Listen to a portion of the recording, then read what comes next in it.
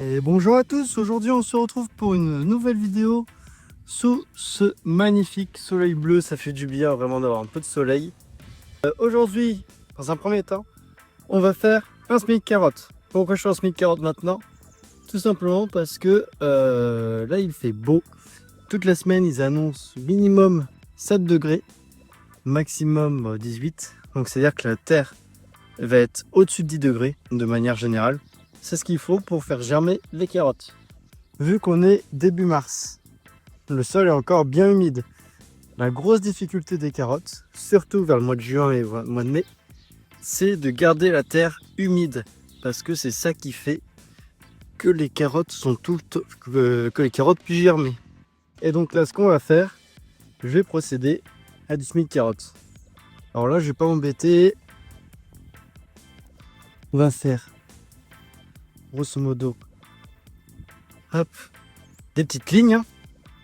Donc simple, des petites lignes comme ça. Hop, voilà. Donc comment je vais faire? Je vais vous montrer une première petite ligne, une deuxième un peu plus loin et une troisième. Donc ça va faire 3 rangées de carottes sur à peu près 3 mètres de long. Voilà, c'est les premières carottes de l'année. C'est vraiment celles qui vont être dédiées pour de la conservation, pour des petites salades de carottes râpées en été. Mais ça ne sera pas le gros de la consommation. Le gros de la consommation, normalement, c'est pour l'hiver. Ça, on va plutôt faire ça vers juin, juillet, ce SMIC carotte là. Là, on est vraiment sur un premier SMIC carotte pour, déjà pour s'amuser. Donc, ce que j'ai fait un petit coup de gruinette, j'ai fait un petit coup de croc, comme vous pouvez voir. Et aussi pour avoir un peu de réserve de nourriture et les premières récoltes. Un petit peu avant, forcément les grosses récoltes de tomates, etc. Et à côté, donc là, alors j'ai pas encore mis le coup de grelinette, hein. Là, commence à repousser. Il y aura les pommes de terre, je pense. Ok, allez, c'est parti. On va faire le semis de carottes.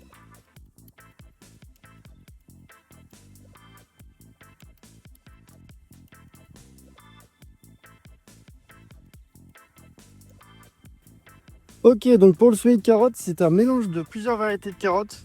Donc c'était les graines bokeh, il me semble. Voilà, donc c'est un mélange avec de la carotte violette, carotte blanche, carotte orange, carotte jaune, et voilà, donc c'est globalement des carottes des sables plus la carotte traditionnelle. Allez, c'est parti, donc je sème et on se retrouve. Ok, donc ce que j'ai fait les petits semis. Alors du coup, j'ai pas fait de ligne, j'ai fait la volée pour gagner du temps. J'ai pas trop de temps. Parce que là, je fais ça entre midi et 2. Ce que j'ai fait, j'ai mis un petit peu de terreau à semis par-dessus, juste pour recouvrir un petit peu les graines. Et donc là, on arrose. Voilà. Alors, c'est rien de détremper, hein. La terre est encore bien humide. Là, c'est vraiment histoire de mettre les graines en contact avec l'eau et avec la terre. Voilà. Ça n'a rien de faire trop humide. Surtout que là, dans la météo, il va pleuvoir demain. Il n'y aura pas un souci de terre sèche. Voilà.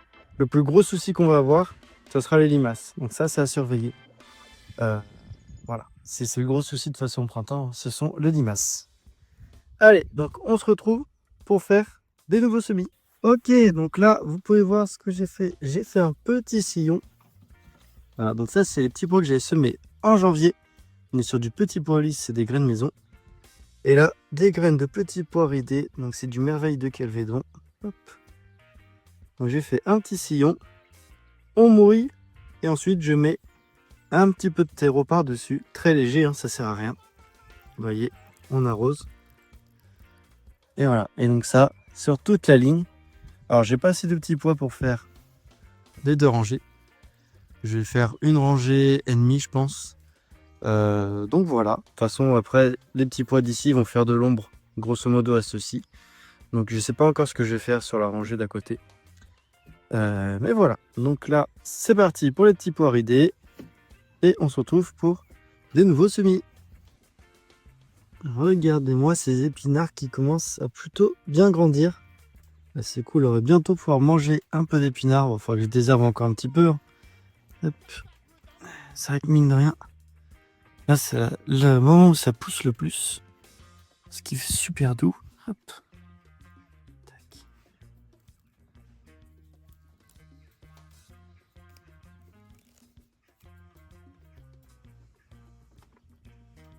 En vrai, c'est super top. On va se régaler. Regardez, ça, c'est le semis qu'on avait fait ensemble. On peut voir que ça a plutôt bien germé. C'est en train de bien pousser. Il y a quelques petites zones où ça n'a pas trop germé. Mais le reste, c'est plutôt pas mal. On va bientôt pouvoir planter. Je pense peut-être semaine prochaine. On pourra planter semaine prochaine ou dans 2 semaines grand max. De ce côté, les salades, c'est plutôt bien la laitue. Les blettes, pareil. Il faudra que j'éclaircisse un peu. Là, j'attends. Parce que vous voyez, vu que c'est des mélanges de couleurs, il y a de la jaune, il y a de la rouge, jaune. Donc là, j'attends un petit peu. Et là, pareil. On peut voir que les blettes de l'année dernière, pareil, ça repousse super bien. Donc là, cette année, vu que c'est la 2e année, ce qu'il faut faire attention, c'est qu'elles vont vite monter en graines. Donc, au tout début, là, pendant le printemps, on va pouvoir récolter quelques blettes. Par contre, il fera vite. J'arracherai 3 quarts, j'en laisserai une pour avoir des graines, 2 cartes blanches. Mais voilà. Et là, on peut voir les gousses d'ail, les oignons qui se portent plutôt bien. Il faut juste là que je fasse un gros désherbage parce que là, ça va vite se faire envahir. Donc là, c'est le moment de faire du désherbage et ensuite, à peu près vers mi-avril, je vais pailler. Voilà. Et regardez-moi ça.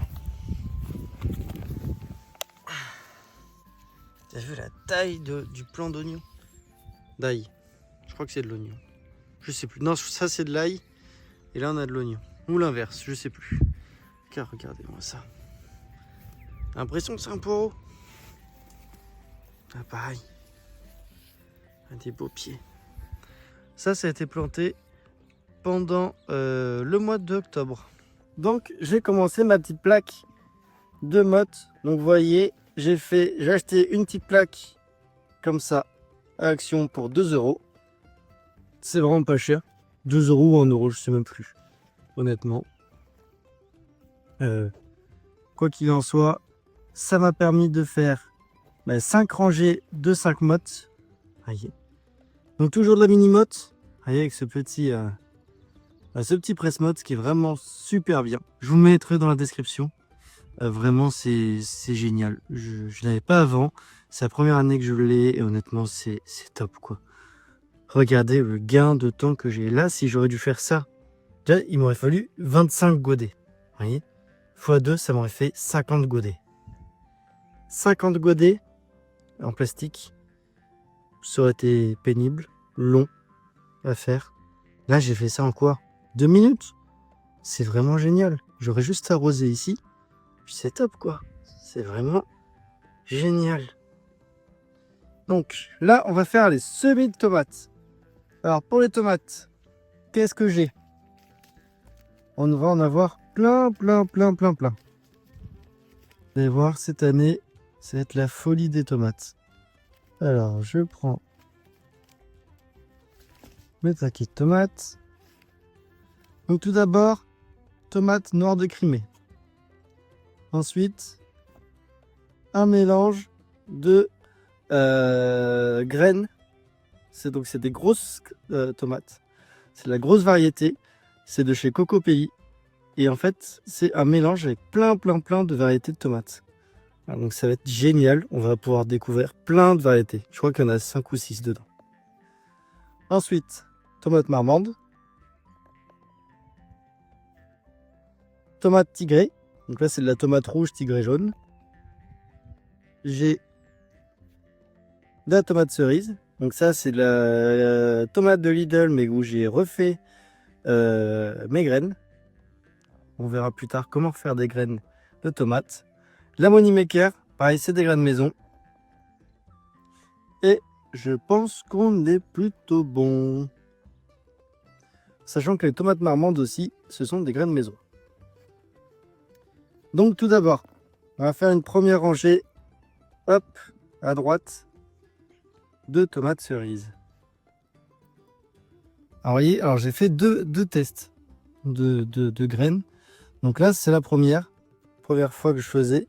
Maintenant, je suis pas trop fan. Vous voyez, j'ai mis des graines sur un sopalin, sur un papier absorbant pour pouvoir récolter les graines. Le gros problème, c'est que les graines restent collées au papier absorbant. Donc c'est vraiment pas très pratique. Faut être honnête. Je recommencerai pas cette technique. Honnêtement, je la recommande pas trop. Voilà. Alors je fais à l'arrache. Hein. Alors moi, il n'y a pas besoin d'autant de graines pour... voilà. Donc je me fais 5 pieds de tomates cerises. Moi, ça sert à rien d'en avoir plus. L'année dernière, on avait 3 petites tomates cerises. On commençait déjà à être débordés. Donc je vais pas m'amuser à en faire plus que 5. Ça sert à rien. Ensuite, juste à côté, tomate Moneymaker. Donc là, c'est de la tomate ronde classique. Voilà. Et là, vous voyez, là, j'ai fait une deuxième technique qui quand même marche vachement bien. Hop. Donc là, pareil, je mets 3 à 4 graines à chaque fois. De toute façon, plus vous mettez de la graine, plus il faudra les séparer. Donc ça sert pas forcément à grand chose de mettre beaucoup de graines. Donc pareil, Moneymaker, j'en fais pas beaucoup. Honnêtement, nous, c'est pas forcément les variétés de tomates qu'on mange le plus. Clairement pas. Tout ce qui est cerise et Moneymaker, c'est pas nos variétés préférées. Ensuite, à côté, tomate marmande. Donc la marmande, ça, on aime bien, c'est pratique pour faire à la fois de la sauce tomate, tomate farcie. Hop, donc là, pareil, hein, c'est de la graine maison. Vous voyez, alors, le problème en plus du papier absorbant, c'est que forcément, ça reste collé aux graines. Il y en aura dans le terreau. C'est vraiment pas top comme technique, quoi. Hop, mais c'est pareil, c'est de la graine maison. Hop. Ensuite, à côté, donc qu'est-ce qu'on va faire? On va faire de la tomate tigrée. Hop. La tomate tigrée, c'est de la graine achetée. Hop. Tac. Je connais pas la capacité de germination des graines, donc c'est pour ça que j'en mets 4-5 en poké. Hop. Parfait. Ensuite, juste à côté, tomates nord de Crimée. Ça, les tomates nord de Crimée, honnêtement, c'est pas forcément pour le calibre, c'est surtout pour le goût. On adore les tomates noires de Crimée chez nous. C'est vraiment pour vous faites une petite salade tomate mozzarella avec la noix de Crimée. Honnêtement, c'est top. Alors, hop, donc là, on va mettre, voilà, 3-4 graines. Je sais pas ce qu'elles ont, les graines, elles ont comme des petits poils autour d'elles. J'espère que c'est pas qu'il n'y a plus eu trop d'humidité, qu'elles n'aient pas commencé à germer. Ça embêterait un peu de perdre autant de graines. Ok. Et donc ensuite, on va refaire une autre plaque entière avec cette fois-ci que du mélange. Voilà. Allez, on se retrouve. Alors juste avant.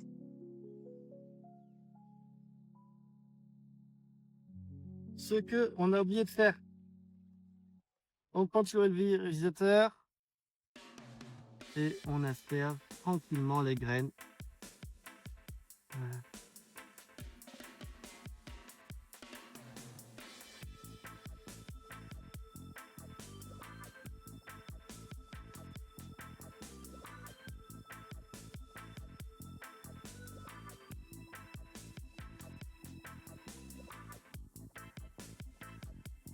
Comme ça, on rentre bien en contact avec le terreau, c'est bien humide.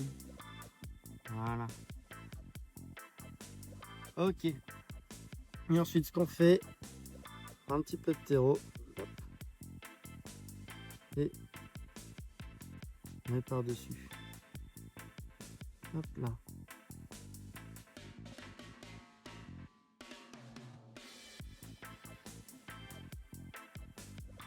Voilà, délicatement, ça sert à rien de mettre trop de terreau, c'est vraiment juste histoire de recouvrir un petit peu les graines. Voilà. Honnêtement, mon terreau Asmi, c'est pas je le recommande pas forcément. Il est pas mauvais, on peut pas dire qu'il soit mauvais. On peut pas dire que ce soit le meilleur terreau Asmi qui soit. C'est un terreau, honnêtement, c'est une Vivo. Voilà, j'ai aucune collaboration avec eux. On essaye, hein, on apprend comme on dit. Hop.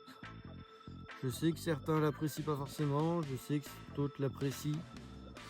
Voilà, honnêtement, c'est parce que j'ai pas trop cherché d'avoir d'autres terreaux, pour être honnête. Je sais qu'il y a le Magellan Bio qui est super bien. Alors honnêtement, j'ai pas testé, donc je pourrais pas vous faire de retour d'expérience. Donc ce sera peut-être un prochain terreau que je testerai peut-être l'année prochaine. Voilà. Mais honnêtement, je pourrais pas vous dire quel terreau est bien, quel terreau est pas bien. Je sais que celui-ci il est plutôt pas mal. Par contre, le problème, c'est qu'au bout d'un moment, il a vite plus trop de nutriments. Donc c'est vraiment le petit point où faire attention. Voilà ça, et puis il a un petit peu de sphaigne, un peu de sphaigne de coco. Donc je sais que c'est pas forcément top vis-à-vis de des fois, c'est vrai qu'il y a des petits bouts qui gênent. Et surtout il a un peu de tourbe. Alors c'est vrai que ça, la tourbe, c'est pas forcément trop recommandé. Ok, donc je vais vous montrer cette fois-ci comment je fais pour faire mes petits blocs. Hop. Voyez le presse-motte. Je prends du terreau bien humide, bien humide. Voilà. Alors pourquoi je fais tout au presse-motte? En fait c'est simple, c'est parce que j'ai pas tant de temps que ça. Honnêtement, j'ai un travail à côté, je fais pas 100% de mon temps dans le jardin. Donc malheureusement, prendre du temps pour faire du repiquage, en sachant qu'en plus j'ai des enfants en bas âge, c'est pas forcément... c'est encore du temps quoi. Donc je préfère passer du temps en famille plutôt qu'à passer mon temps à faire plein de fois du repiquage. C'est long, plus ça fait du stress aux plantes. Là, l'objectif c'est... Alors oui, peut-être qu'il y aura du repiquage à faire, ça je dis pas. Sauf que vu qu'on sera en mode, là ce sera beaucoup plus rapide de repiquer. Parce que ce sera simplement, je vais prendre la motte et hop, je mettrai dans un godet plus grand. Voilà. Pour la plantation, pareil, c'est vachement plus facile. Donc voilà. C'est pour ça aussi que je m'embête pas trop. Hop. Avec tout ce qui est godet en plastique. Puis aussi, j'en ai pas forcément non plus des tonnes. Non, c'est pareil, hein, je pourrais faire les levées en terrine. J'ai pensé honnêtement, c'est plutôt, on verra ça plutôt pour d'autres choses. La terrine. Notamment les choux. Ce qui va être chou. Voire même les choux, on va peut-être faire ça en plaque alvéolée. Voilà. Hop. Le terreau commence à se faire plutôt rare.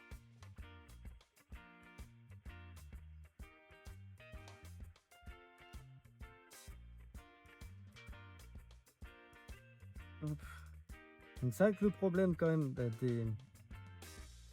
de faire comme ça en mini-motte, c'est que je peux pas faire trop de mélange de terreau. Vous voyez, je peux pas faire le fond du terreau, ça sera du terreau horticole. Le dessus, c'est du terreau Asmi, c'est un peu plus délicat à procéder. Je dis pas que c'est pas possible, hein. Je dis juste que c'est un peu plus délicat de faire. Voilà, j'ai pas essayé honnêtement, je prends pas trop le temps. Hop. Et ça, mine de rien, c'est quand même vachement pratique. On se sert directement dans le sac. On taffe bien. On compresse bien. Voilà. Et mine de rien, après pour le transport, c'est quand même vachement pratique.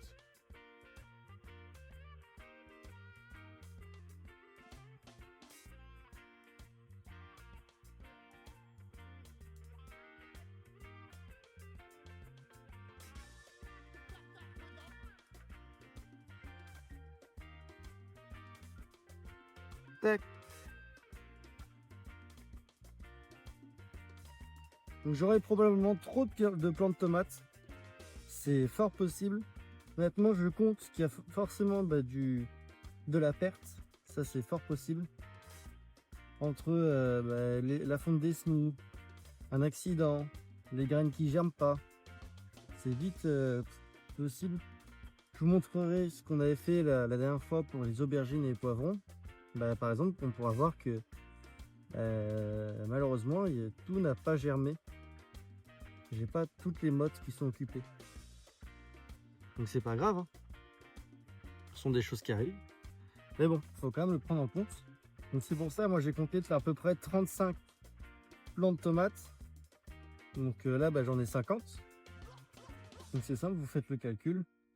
J'ai à peu près 15 pertes. Donc ça fait à peu près 7% de perte. À voir. Je préfère en faire trop que pas assez. Au pire, c'est pas grave. J'en donnerai sur le bon coin, j'en vendrai ou à de la famille. Mais c'est assez... Hop, j'arrose un petit peu, un petit coup, pour bien que la graine colle. Hop là.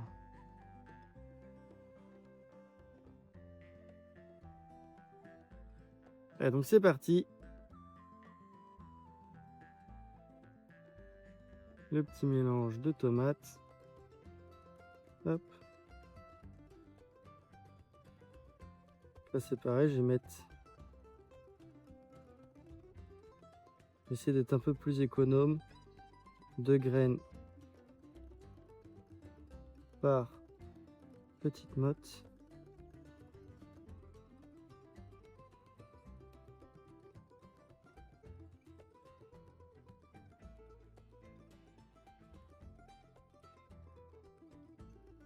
Surtout que là, c'est un peu la loterie, quoi. C'est que je ne sais pas du tout quelles vont être les variétés qui vont sortir.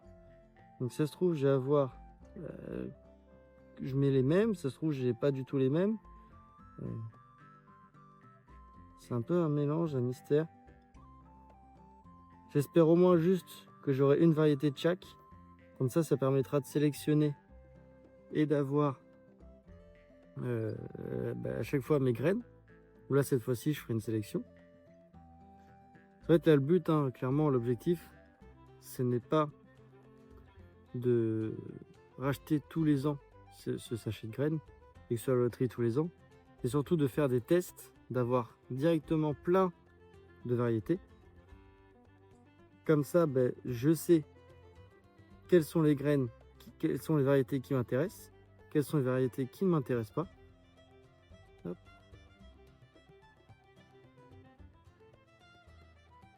Voilà. Il m'en reste 2, allez, hop.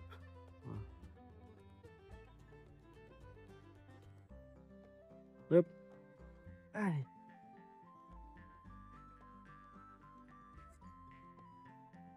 Donc, toujours pareil, on arrose bien, on humidifie. Voilà.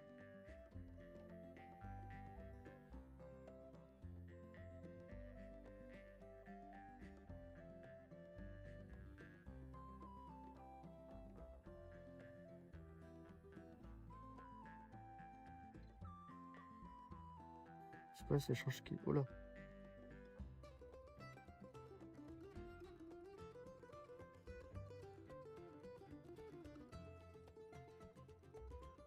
Hop là.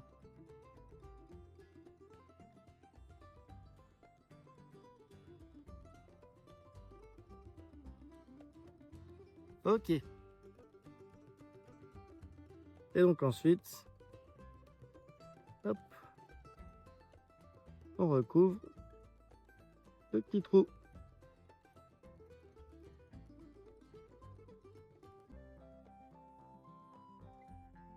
Et donc les tomates, alors les tomates, ce sont des variétés. Les tomates, c'est une plante qui peut supporter jusqu'à grosso modo 5 degrés. Ça peut aller un petit peu en dessous en termes de résistance au froid. À savoir que de toute façon, le point de mort d'un plant de tomate, c'est le gel. Voilà. Donc aujourd'hui, de la serre froide convient très bien. Il faut juste faire attention aux nuits. Voilà, les nuits qui sont trop froides, on rentre les pieds de tomates. Voilà. Moi, ce que je vais faire, c'est que là, juste le temps que les pieds de tomates germent, je, je, je les mets à la maison. Et dès que toutes on va dire que mes graines ont commencé à germer, je n'attends pas, parce que chez moi, c'est pas forcément là où je les entrepose, bah, je n'ai pas forcément de lumière. Voilà. Hop. Donc, là où je les entrepose, j'ai pas de lumière. Donc, ça veut dire que dès que j'ai une graine qui germe, il va falloir l'exposer à la lumière. Voilà. Je vais pas m'amuser à attendre que toutes les graines germent, sinon je vais avoir des semis qui filent. Et c'est pas le but que ça file. Hop.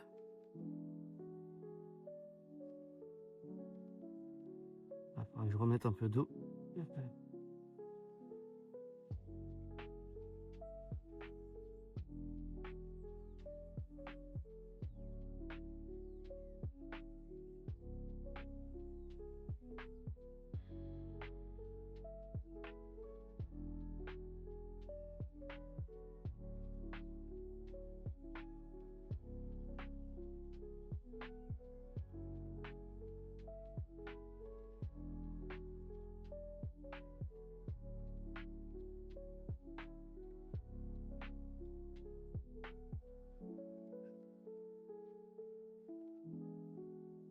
Voilà, donc un terreau arrosé comme une éponge humide.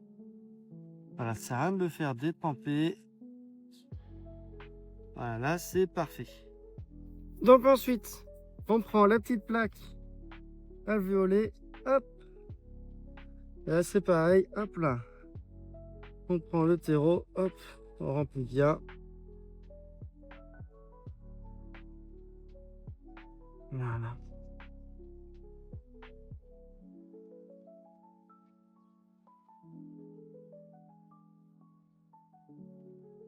Donc là, vous voyez, là par contre, l'inconvénient que je vais avoir, c'est que vu qu'on est sur des petites alvéoles, il va vite falloir repiquer. Vous voyez, là, je vais faire que du chou. Donc les choux, il va falloir les repiquer. Ça, c'est l'inconvénient des petites alvéoles comme ça. Alors après, il existe des plaques avec des plus grosses alvéoles. Personnellement, j'en ai pas. Donc c'est pour ça que je fais avec celle-ci. Voilà, l'inconvénient de celle-ci, bah, c'est vrai que mine de rien, il faut bien gérer l'arrosage parce que vu qu'il y a tout petit peu de terre, bah ça fait vite très sec. La terre sèche très vite. Donc ça, il faut surveiller l'arrosage. Voilà. Il faut aussi bien tasser. Et au final, on se rend compte qu'il n'y a pas beaucoup de terreau. Hop, quand on tasse, pas, hop là. Hop, on remet.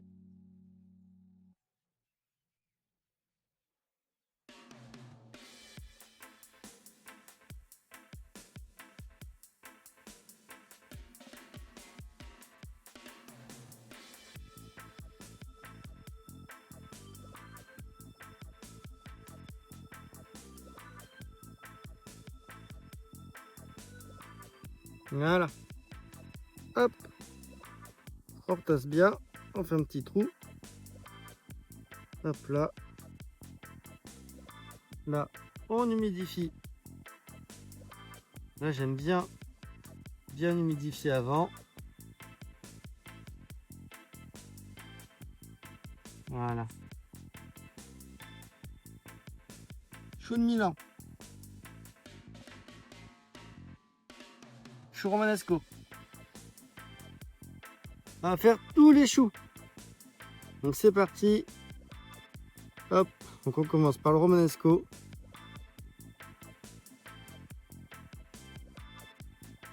Voilà. Donc là, ça sera pour le printemps. Hein. Hop. On s'en met un petit peu. Hop là.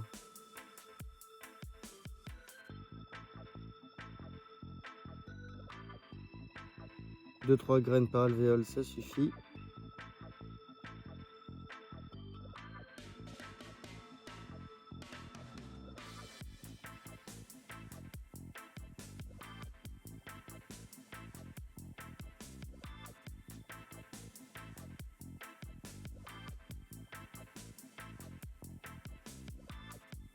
Voilà. Ensuite, chou de Milan. Alors ça, hop, je vais remettre dans mon petit.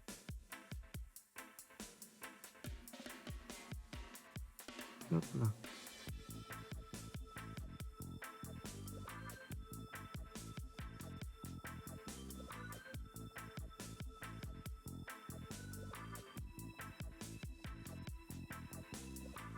Et après, ça, les choux, c'est pareil, il faut adapter en fonction de votre consommation. Nous, par exemple, les choux, on mange beaucoup plus de choux brocoli et de choux-fleurs. Donc c'est pour ça que je vais pas faire 15 tonnes de choux de Milan. Hop. Là, moi, 2 rangées, ça m'en fait 10. C'est largement suffisant. Voilà, hop. Ensuite,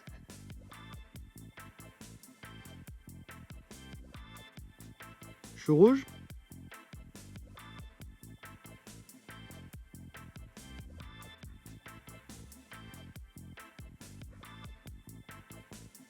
Chou rouge, c'est pareil, c'est très bon en salade.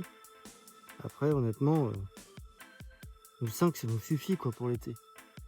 Voilà. Ça sert à rien de trop faire. Hop.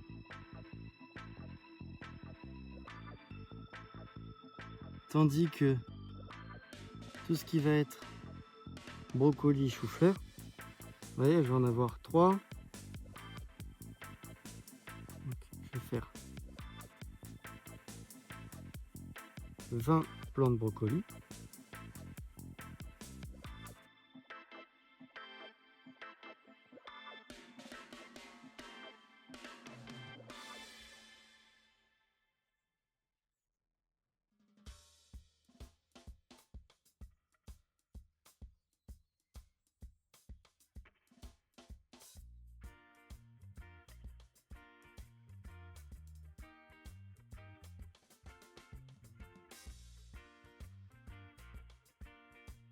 Voilà, 20 plants de brocoli, ça va être plutôt bien.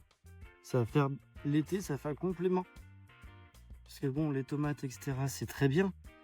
Mais aussi, c'est bien d'avoir un peu de légumes, etc. Et aussi pour l'hiver, pour préparer l'hiver. Je vais pas faire tous mes choux d'hiver pour l'hiver. C'est bien aussi d'avoir un petit peu au congélateur, c'est pratique. Les jours où il fait pas beau, on n'a pas envie d'aller cueillir. Et ben hop, il y a des choux en avance.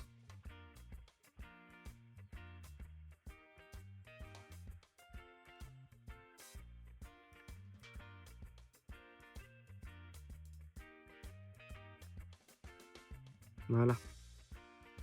Hop là.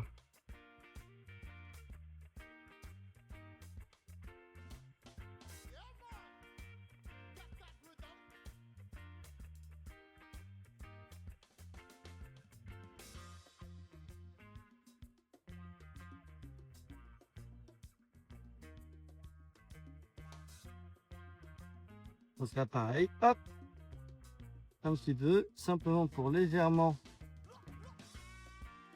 mettre en contact les graines avec le terreau, hop, ça sert à rien d'en mettre trop, voilà. Hop là,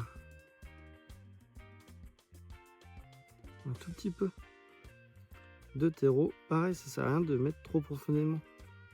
Plus vous mettez profondément, plus ça veut dire que votre graine doit forcer pour remonter au niveau du sol. Donc, alors, autant que ce soit pour de la graine de courge, mais pas grave si vous enterrez profondément. Les graines sont grosses. Par contre, pour tout ce qui est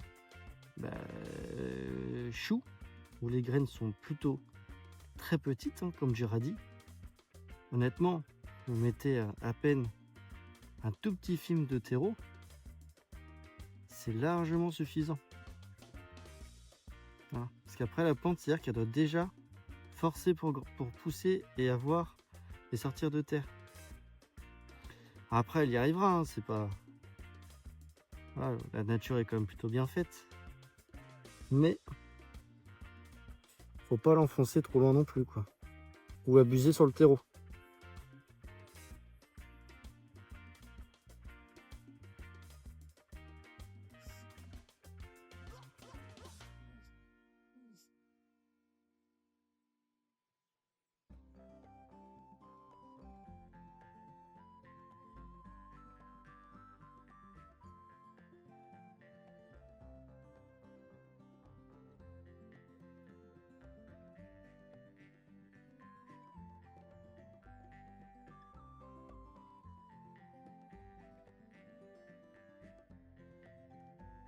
Donc tout ce qui va être chou, c'est simple, on peut le mettre ça sous la serre. Voilà, c'est pas dérangeant. Sous serre froide, les choux vont pouvoir germer. Hop, moi je vais vous montrer où je vais les mettre. Hop. Donc les choux pourront germer, il n'y a pas de souci là-dessus. Faut juste faire attention, toujours pareil, aux températures trop froides. Alors bon, c'est des choux, donc ça tient plutôt bien. Mais bon, tout ce qui est choux romanesco, voilà, ça aime pas trop le froid. Donc toujours par précaution, vaut mieux, c'est toujours ce que je dis.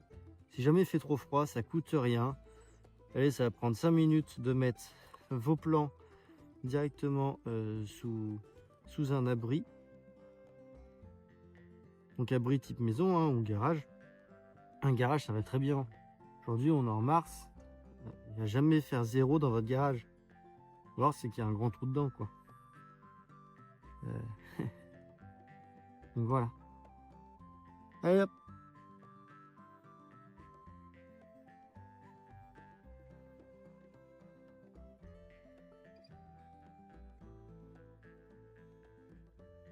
Voilà. Hop là. Et donc, la petite plaque, je la mets où? Hop. Je la mets là. Alors, vous voyez, c'est une petite serre action. J'ai fait une petite vidéo dessus. Serre action à 10 €. Voilà. Que je mets à l'intérieur de la serre. J'en avais déjà une première. C'est une deuxième. Alors, celle-ci, je la ferme. Attends, je la laisse ouverte. Celle-ci, je la ferme. Pourquoi? Parce que comme vous pouvez voir, donc ça, tout ce qui est piment, aubergine qu'on avait fait ensemble, vous voyez, j'en ai. Donc là, c'est les poivrons. Surtout les poivrons où ce n'est pas sorti. J'avais à voir. Passer là. Hop. C'est comme ça. Donc je vais avoir un pied d'aubergine qui s'est pas fait. Le reste, vous voyez, c'est en train de germer. Alors ça germe tard hein, par rapport aux autres. Vous voyez, là par exemple, on voit déjà. Vous voyez peut-être pas, mais on voit déjà des premières feuilles. Ici, il y a déjà. Hop là. Il y a déjà des pieds qui ont les premières vraies feuilles qui commencent à apparaître. Hop là. Attendez. Hop. Voilà, j'ai aidé le plan. Par contre, on peut voir que tout ce qui est poivron et un peu de piment, bah, c'est pas top. Donc heureusement, donc là j'ai du poivron d'avance. Vous voyez, ça c'est ce que j'avais semé en janvier. Donc là c'est plutôt beau. Pareil, les aubergines, là on est plutôt bien. C'est des beaux petits pieds d'aubergine. Mais bon, voilà, la journée ça reste là. Par contre la nuit, je les rentre. Voilà, je les rentre. Alors c'est dans une buanderie qui est pas chauffée. Quand il fait vraiment froid, on a de la chance, on a un sèche-linge, donc on en profite. À la fois on fait sécher les vêtements la nuit pendant les heures creuses et ça réchauffe. Je mets juste les cartons au-dessus le sèche-linge et ça fait chauffer. Voilà, là les oignons et là les poireaux. Allez, c'est parti, bah à la prochaine. Et n'hésite pas à t'abonner.